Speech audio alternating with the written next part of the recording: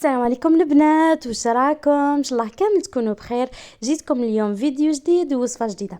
الوصفه تاع نهار اليوم واللي هي اجنحه الدجاج محمرين بواحد التتبيله. البنات انا ما كنتش طيبتهم في الكوشه، درت لهم تتبيله وحمرتهم في الكوشه، جاو بنه ولا اروع، مع بطاطا محمره في المقله.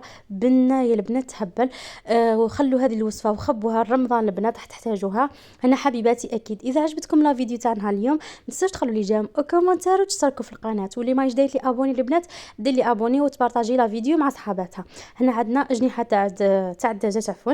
بعد ما كنت اكيد غسلتهم ونقيتهم قسمتهم على زوج، ما خليتهمش جناح كامل. درت لها علبه تاع الياغورت الطبيعي، درت لهم زوج سنينات تاع الثوم، درت لها شويه تاع الزيت والملح. اكيد لي زيبيس واش نحتاجو البنات، درت هنايا العكري اكيد الحلو، درت توابل الدجاج، ودرت شويه رشه تاع الفلفل كحل وشويه برك تاع راس الحانوت، ونخلطوا هذو المكونات مع بعضهم. شوفوا يا البنات تجي واحد البنه يجو عسل. الا عندك الوقت خليهم يتمارينا نص ساعه حتى لساعه. ما عنديش انا الوقت ديريكتومون درتهم في الكيكوطه. هذاك الغيسيبيو اللي درت فيه المارينات البنات درت فيه زوج كيسان تاع الماء باش نشلل كامل هذيك اللي تكون زايده، ودرتها على الاجنحه الدجاج. كي غلا سكرت عليه الكيكوطه وخليته يطيب. هنا جبت البطاطا قطعتها بهذا السمك البنات تكون خشينه، ملحتها ونديروها تفور. لازم تخلوها خشينه، نفوروها طيب اكثر من نص طياب يا البنات، ما تخلوهاش طيب شغل 100% باش ما تتفتتش معاكم، وما تخلوهاش نيه يعني. وين تفوت نص طياب تكون قريب الطيب نحيها وخليها تبرد. على جهه البنات نروحوا نوجدوا المارينات اللي حنخدموا بها ولا نحمروا بها الدجاج في الكوشه. هنا درت شويه زيت، شويه برك تاع الملح، ودرت كميه لاباس بها من العكري الحلو. اكيد تحبوا ديروا نسمه تاع الحار يبقى اختياري، كما قلت لكم البنات تحبوا ديروا الحار يبقى اختياري. ودرت معاها شويه توابل دجاج على البنه وخلطتهم مع بعضهم مليح. هنايا بعد ما كان طاب لي البنات اجنحه الدجاج درتهم في المول. هذيك الصوص اللي كانت طابوا فيها عفوا الاجنحه، كنت درت شويه برك من الفوق باش ما يتحمروا ليش ناشفين، وخليت شويه في الاخير نضيفها مع الفريت اللي كنت حمرتها ومع الاجنحه تاع الدجاج ثاني البنات، يعني خلوا شويه. هنا جبت هذيك اللي كنت وجدتها معكم، هذيك الصوص البنات اللي فيها الزيت والعكري، درتها من الفوق كامل في اجنحه الدجاج ودخلتهم يتحمروا من الفوق برك. بعد ما يتحمروا يا البنات راحين يطيبوا ما شاء الله، باسكو ديجا مطيبين مليح في الكوكوت.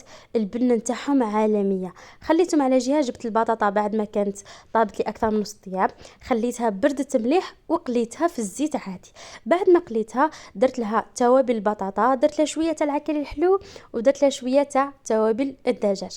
بالنسبه هذا البنات هذا الباك راهم دايرينه بروموسيون، اللي تحب الباجا اللي جبتها منها البنات نعطيها لها اكيد في التعليقات. البنات دايرين هذاك الباك كامل فيها بورت ايبيس مع لي زيبيس، 14 من لي زيبيس البنات، 14 ولا 15 فيها لي زيبيس اللي تحتاجوها كامل رمضان.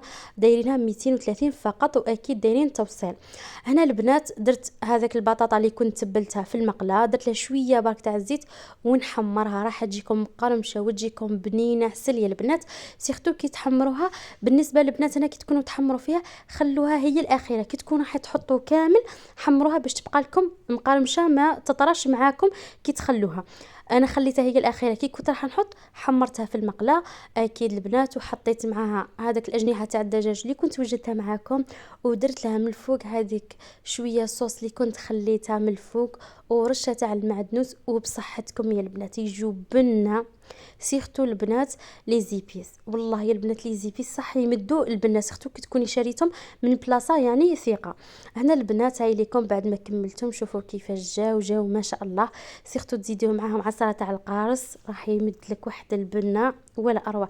شهيتكم في الجنه حبيباتي، احتفظوا وخبوا هذه الوصفه رمضان راح تحتاجوها باذن الله. انا حبيباتي وصلنا لنهايه لا فيديو. اكيد اذا عجبتكم لا فيديو تاع نهار اليوم والوصفه تاع نهار اليوم ما تنساوش تخلوا لي جيم وكومنتار وتشتركوا في القناه وشوفوا لي يا البنات كيفاش طايب الزبده. وشكرا.